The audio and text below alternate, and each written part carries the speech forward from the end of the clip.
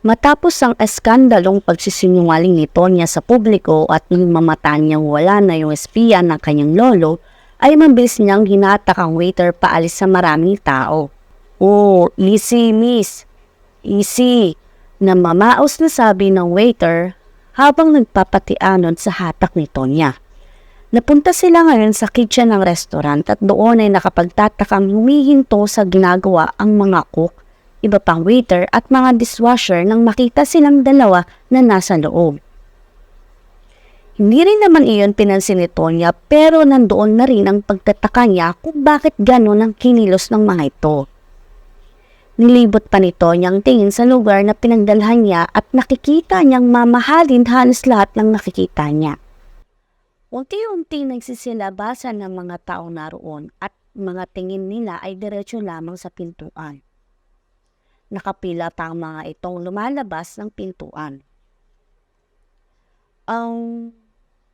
Waiter? Sorry to disturb your work. Sobrang need ko lang gawin yun kasi hindi na ipagpatuloy nito niyang sasabihin dahil bigla siyang tinutukan ng baril ng waiter. "Who are you?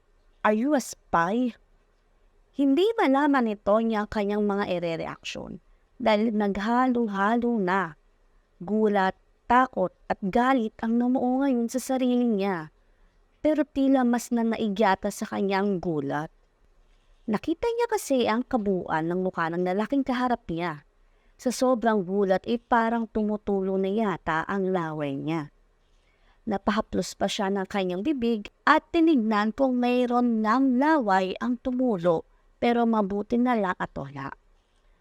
Napalunok na lamang siya at hined to foot ang lalaking waiter na nasa harapan niya. Ang tangkad pala nito ay halos maabot na ang ceiling. Ang laki ng katawan ay akala mo binabad sa gym sa tigas at kasing-tibay ng pader. At ang mas nagpalakas ng karisma ay ang mapupungay na mata nito na kulay asul. Isama pa ang moreno nitong kutis at ang medyo may kahabaan pa nitong buhok. Ang inaakala niyang waiter ay walang iba kundi si Hunter de la Rama. Napataas kilay pa si Tonya at pakunwaring offense sa sinabi ng lalaki. Napahawak pa siya sa dibdib at halos matawaring siya sa narinig. Hindi niya pinapahalata na iba-iba ang reaksyon niya ngayon. Dahil hindi niya akalain na ang first kiss niya ay sa lalaking waiter pa at pinagdududahan pa siya. "Wow ha? Ako? Spy? Sa gandang kunto? Sasagutin mo ko ng maayos o gusto mong makalunok ng bala?" Naglaki pang mata ni Tonya nang sa isang iglap ay nakatutok na sa kanya ang baril ng waiter na nanggaling sa long sleeve na suot nito. Nagtaka pa siya at naisip na, paano nangyaring nagkasya doon? Saan nanggaling yun? Pero bas nagmatigas pa yata si Tonya dahil napasingkit siya ng mata at sinamaan ng tingin ang lalaki. "Walang yan! Hahalik na nga lang ako sa budol-budol pa. Siya na nga hinalikan, baril pa ibabalik. Pweh, spy mo pwet! Nakakapang-init ng ulo. First kiss, buisit, akala ko nasarapan. Sayang gwapo pa naman pero buong bakla." Bulong-bulong ni Tonya habang papalabas ng pintuan ng kitchen. Hindi pa man siya nakakalayo ay nahatak na siya ng lalaki kasabay nito ang nag-aalab pabalik na halik sa kanya. Ilang segundo pa nagtagal ang halikan nila nang pares na silang tumigil at hinahabol ang hininga. Grabe, anong kiss bang tawag doon? Hindi ba smack yun? Nope, that's tornado's kiss. Ha? Ipo-ipo kiss? Stupid. It's only mine.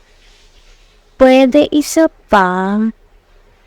Napanisi naman ng lalaki sa nire-request ni Tonya hanggang sa petiking niya ang noo nito. It's only for my wife. My only wife.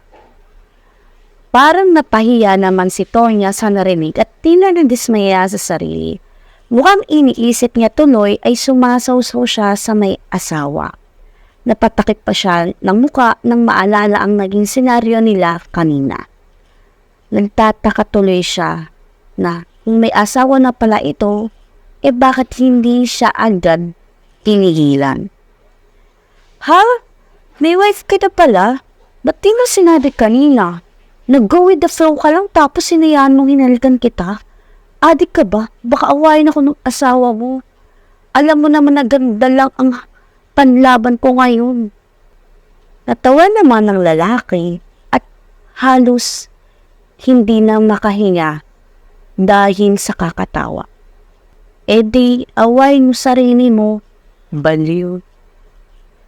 Tila nag-slow motion naman ang paligid sa isip ni Tonya nang marinig niya ito.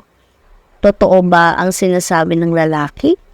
Aaway niya ang sarili? Bakit? Or ito lang ba ay isang panloloko para siya ay mahulog sa patibong ng isang hunter de la rama?